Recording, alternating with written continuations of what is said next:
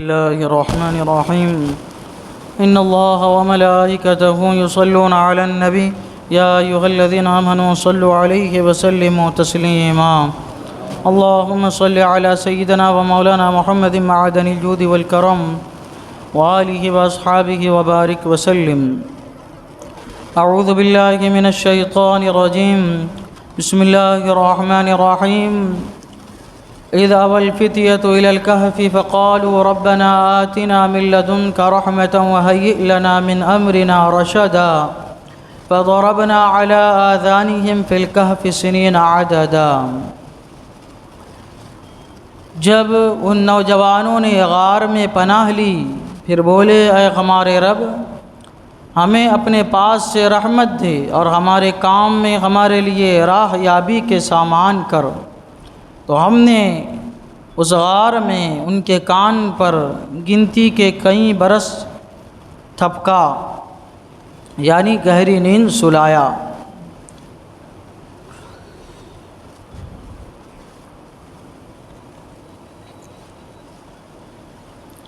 یہاں سے واقعہ کہف کی جو ہے ابتدا ہو رہی ہے.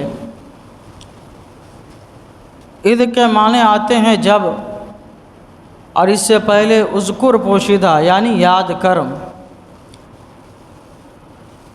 یاد کرو کس کو کہا جا رہا؟ یاد کرو حضور صلی اللہ تعالی علیہ وسلم سے خطاب ہے. یاد کرو، یاد کرو جب. اب اس میں یہاں پہ یہ ہے کہ جب آدمی کو نئے واقعے کی خبر دینی ہوتی ہے تو اس کو اثر نو واقعہ بیان کر دیا جاتا ہے. لیکن جب کسی کو کوئی واقعہ پہلے سے ہی معلوم ہو اور اس کو سامنے پھر تذکرہ کرنا ہو تو کہا جاتا ہے یاد کرو. یاد کرو کا مطلب یہ ہوتا ہے کہ پہلے سے ہی تم کو اس کا علم ہے لیکن اب کیا کرو؟ یاد کرو، دہراؤ. تو اس سے پتہ یہ چلتا ہے کہ اصحاب کہف کا واقعہ حضور صلی اللہ تعالی علیہ وسلم کو پہلے ہی سے معلوم تھا، پہلے ہی سے آپ کو اس کا علم تھا. اللہ تبارک و تعالی فرما رہا ہے اے محبوب پھر سے یاد کر کے ان کے سامنے پڑھ کے سناؤ. پہلے معلوم تھا لیکن حکم خدا بندی نہیں تھا کہ ان کو پڑھ کے سنایا جائے. اب اللہ تبارک و تعالی حکم فرما رہا ہے کہ جو واقعہ ہم نے آپ کو بتایا ہے اب ان کے سامنے پڑھ کے سنائیے. آؤ اللہ تعالیٰ فرماتا ہے جب ان نوجوانوں نے غار میں پناہ لی. مختصراً یہ کہ دقیانوس بادشاہ تھا، اس نے جب روم کے ممالک پہ قبضہ کیا تو یہ مذبح خانہ بنایا اور لوگوں کو کہا، حکم دیا کہ یہاں پہ جو معبودان باطلہ ہے ان کی پرستش کرو، ان کی پوجا کرو. تو جو پرستش کرتا اس کو چھوڑ دیتا اور جو انکار کر دیتا اس کو قتل کر دیتا. لیکن اسی شہر میں 6 ایسے نوجوان تھے جو اللہ والے تھے، جو اللہ تعالیٰ کی عبادت میں مصروف رہا کرتے تھے اور اللہ تعالیٰ سے پناہ مانگا کرتے تھے ظالم بادشاہ سے. اب وہ تو چونکہ پوشیدہ تھے، کسی کو خبر نہیں تھی، اپنی عبادت میں وہ رہتے تھے. لیکن کیا ہے کسی طرح بادشاہ کے کان پہ بات پہنچ گئی. سب تو مان رہے ہیں، پرستش کر رہے ہیں، پوجا کر رہے ہیں، جو نہیں کر رہا ختم ہو جا رہا. لیکن چند لوگ ایسے ہیں جو ابھی تک آئے نہیں، نہ پرستش کی اور نہ انکار کیا ہے. بادشاہ نے ان 6 نوجوانوں کو بلایا اور کہا کہ تم معبودان باطلہ کی پرستش کرو. انہوں نے انکار کر دیا. ہم تو اللہ تعالیٰ کے علاوہ کسی کی پوجا نہیں کر سکتے، ہم عبادت کریں گے تو صرف اللہ کی کریں گے، اللہ کے علاوہ کسی کی پرستش نہیں کریں گے. ان کے پیروں میں کسی طرح کا تزلزل نہیں آیا، کوئی ڈگمگاہٹ نہیں، کوئی فکر نہیں ان کی دنیا کی. قتل ہوتے ہیں ہونا لیکن ہم اپنے ایمان سے پیچھے نہیں ہٹیں گے۔ نوجوان تھے، خوبرو تھے۔ بادشاہ نے کہا تم نوجوان ہو، خوبرو ہو، خوبصورت ہو، اچھے ہو، بھلے معلوم ہوتے ہو، تم کو یوں ہی قتل کر دینا مناسب نہیں لگ رہا ہے، لہٰذا میں تم کو مہلت دے رہا ہوں۔ میں نے کسی کو مہلت نہیں دی ہے، لیکن تمہارے اوپر مجھے رحم آ رہا ہے کہ تم نے دنیا کو دیکھا نہیں ہے، ابھی دنیا سے فائدہ حاصل نہیں کیا ہے، لہٰذا تم کو میں 3 دن کی مہلت دیتا ہوں۔ 3 دن خوب غور و فکر کرو، تیسرے دن میں تم کو بلاؤں گا۔ انہوں نے کسی طرح سے بادشاہ سے چھٹکارا حاصل کیا اور راتوں رات کچھ سامان خرد و نوش کا اٹھایا، ضروری سامان مختصر، اور ظالم کے ظلم سے بچنے کے لیے شہر سے باہر نکل گئے۔ چلتے چلتے ایک چرواہا راستے میں ملا، چرواہا، اس کے ساتھ ایک کتا بھی تھا۔ چرواہا ان کے پیچھے ہو لیا۔ اللہ والے ان کے چہروں سے پہچانے جاتے، ان کو پہچاننے کی ضرورت نہیں ہے کہ کون اللہ والا ہے کون نہیں ہے۔ اللہ والا وہ ہوتا ہے جس کے دیکھ کے خدا یاد آتا ہے۔ وہ چرواہا پہچان گیا یہ اللہ والے ہیں۔ اب ان کے پیچھے وہ ہو گیا، اس کے ساتھ اس کے پیچھے اس کا کتا بھی ہو لیا۔ اب نوجوان تھے، انہوں نے کہا تم کون ہو؟ چرواہا کہنے لگا کہ میں آپ کا خادم ہوں، آپ اللہ والے ہیں، میں آپ کے دامن سے وابستہ رہنا چاہتا ہوں، مجھے اپنے ساتھ لے لو۔ مان گئے، لیکن بولے کتے کو دھتکارا، کتا ساتھ میں نہیں رہ سکتا، آپ تھوڑا آگے چلے تو کیا دیکھتے کتا پھر پیچھے آ رہا ہے، تھوڑا آگے چلے دھتکارا ہے، کتا پیچھے آ رہا ہے، چھوڑنے کا نام نہیں لے رہا۔ جب انہوں نے دھتکارا تو اللہ تعالیٰ نے کتے کو قوت گویا عطا فرمائی۔ بولا اس نے کہ میں ظاہراً تو کتا ہوں، لیکن اے اللہ والو میں تمہاری قدر پہچانتا ہوں، مجھے اپنے ساتھ رکھ لو، میں تم کو ایذا نہیں پہنچاؤں گا، بلکہ جہاں کہیں تم رہو گے میں تمہاری نگہبانی کروں گا، حفاظت کروں گا۔ الغرض یہ کہ کتا بھی جو ہے ان کے ساتھ ہو لیا۔ چرواہے نے کہا، جب شہر کے باہر نکلے تو ایک پہاڑ نظر آیا۔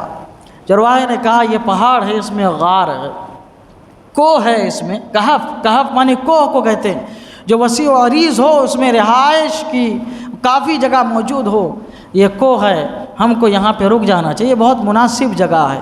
چرواہے کہنے پہ وہ اللہ والے جو ہے اس میں داخل ہوئے، اور کتا جو ہے غار کے باہر جو ہے بیٹھ گیا، ان کی نگہبانی کرتے ہوئے، نگرانی کرتے ہوئے۔ اس کا ذکر آگے آئے گا، کتے کا بھی ذکر آگے آئے گا قرآن کریم میں۔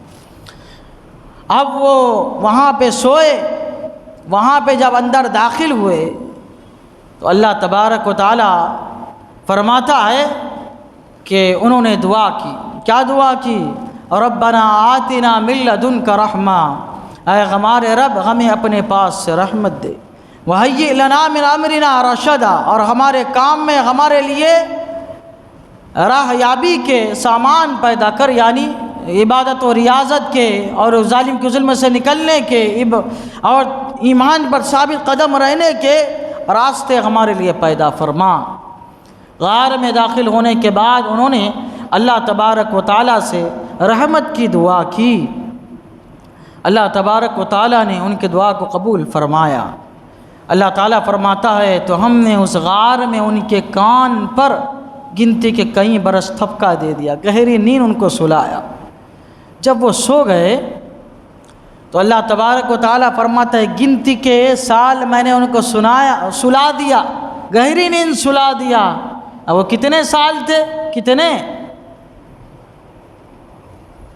309 سال۔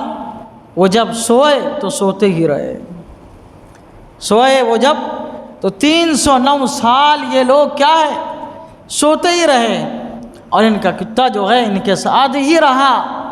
یہ 7 لوگ تھے جنہوں نے غار میں پناہ لی، اور یہ بات واضح ہونا چاہیے اللہ والوں کا سونا بھی عبادت ہے، اللہ والوں کا سونا بھی عبادت ہے۔ اور پتہ چلتا ہے حدیث سے عالم دین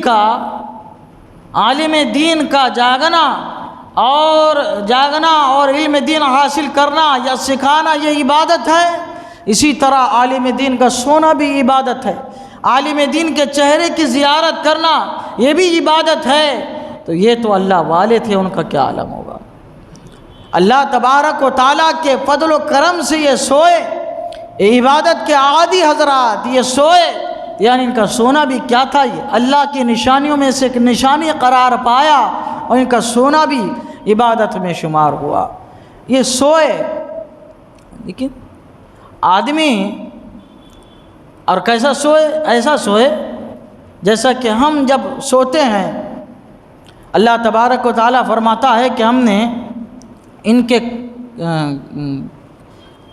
کان پر تھپکا دیا، یعنی ان کے کان پر ہم نے ایسا پردہ ڈال دیا کہ ان کو آواز کو سنائی نہیں دیتی، آواز ان کو کوئی سنائی نہیں دیتی تھی۔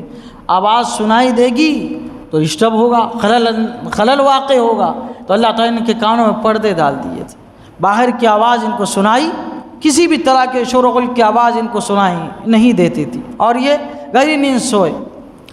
حالانکہ جب آدمی سوتا ہے تو صرف کان کا مسئلہ نہیں ہے، اعضاء بھی کیا ہے اس کے، ان پہ بھی پردہ ہونا چاہیے، کوئی حرکت دے تو اٹھنا نہیں چاہیے، لیکن یہاں پہ اللہ تعالیٰ فرماتا ہے کان پہ میں نے ان کے پردہ کیا۔ کیوں؟ کیونکہ جب آدمی تنہا سوتا ہے، جب آدمی تنہا سوتا ہے تو اس کو جب جگایا جاتا ہے دور سے تو آواز دے کر ہی اس کو جگایا جا سکتا ہے۔ یہ لوگ اپنے اپنے اعتبار سے سوئے ہوئے تھے سب، اگر ان کو کوئی جگا سکتا تھا تو آواز ہی جگا سکتی تھی۔ اللہ تبارک و تعالیٰ نے آواز کے ہی پردے ان کے کانوں پہ ڈال دیے تھے کہ آواز جو آئے تو اس کی وجہ سے ان کو کسی طرح کا خلل نہ ہو۔ جب ہم سوتے ہیں تو جس حالت میں سوئے اسی حالت میں نہ اٹھتے ہیں، جو لباس پہنے وہی لباس ہے، جیسا جسم تھا ویسا ہی جسم ہمارا رہے گا، جیسے تر و تازہ سوئے تھے جسم کی حالت میں سوئے تھے ویسے ہی نہ اٹھیں گے۔ ہماری نیند کتنے گھنٹے کی ہے؟ 5 گھنٹے کی، 7 گھنٹے کی، 8 گھنٹے کی، 10 گھنٹے کی، 12 گھنٹے کی، وزن اتنا ہی رہتا ہے، جسم و جسمانیت اتنی ہی رہتی ہے، اور عمر کا معاملہ بھی اتنا ہی رہتا ہے۔ اب اگر یہ 300 سال سوئے تو ان کا کیا حال ہوا؟ ان کا کیا حال ہوا؟ جسم میں تو تبدیلی آنا چاہیے، نوجوان تھے تو بوڑھے ہونا چاہیے، بچے تھے تو بڑھاپے کی آخری منزل میں پہنچنا چاہیے، ان کو تو اٹھنے بھی نہیں آنا چاہیے، ان کے کپڑے پوشیدہ ہو جانے چاہیے، سارے معاملات ان کے درہم برہم ہونا چاہیے، بکھرنا چاہیے، لیکن ان کا کیا معاملہ تھا؟ جیسا ہم سو کے اٹھتے ہیں، اللہ والوں کا معاملہ یہ، اللہ کی قدرت دیکھیے، جیسے ہی یہ سوئے تھے اللہ تعالیٰ نے کو ویسے ہی اٹھایا، جس جسم کے ساتھ سوئے تھے اسی جسم کے ساتھ اٹھے، جس عمر کے ساتھ سوئے تھے اسی عمر کے ساتھ اٹھے، جن لباس کے ساتھ سوئے تھے اسی لباس کے ساتھ اٹھے، لباس بھی بوسیدہ نہیں ہوا، نسبت سے شے ممتاز ہوتی ہے۔ یہ اللہ والے تھے، لباس ان کے جسم سے لگا ہوا تھا، تو اللہ تعالیٰ نے ان کے جسم کی برکت لباس کو بھی عطا فرمائی کہ لباس بھی ویسے ہی صحیح سالم رہا۔ اچھا، اب آگے آئے گا تفصیل کے ساتھ، پورا واقعہ بہت لمبا ہے یہ۔ انہوں نے دیکھا تو پہچان ہی نہیں پائے کتنا لمبا ہم سوئے ہیں، اتنا لمبا ہم سوئے ہیں، بلکہ کہنے لگے کتنا سوئے؟ 1 دن یا اس سے کم سوئے۔ کہنے لگے کیا ہے؟ جب ان کو شک ہوا تو کہنے لگے کتنا سوئے؟ آپس میں جب مشورہ کرے ایسا لگ رہا ہے 1 یا آدھا دن سوئے، اس سے بھی کم سوئے ہم لوگ۔ اللہ تبارک و تعالیٰ فرماتا ہے کہ جب یہ کہف میں داخل ہوئے، کوہ میں داخل ہوئے، تو انہوں نے دعا کی اور ہم نے ان کو بادشاہ، ظالم بادشاہ سے نجات دی اور گہری نیند ہم نے ان کو سلا دیا۔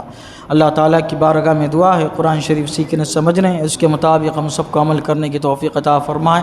اشہد ان لا الہ الا اللہ واشہد ان محمدا عبدہ ورسولہ، وصلی اللہ تعالی علی سیدنا محمد وعلی آلہ وصحبہ اجمعین برحمتک یا ارحم۔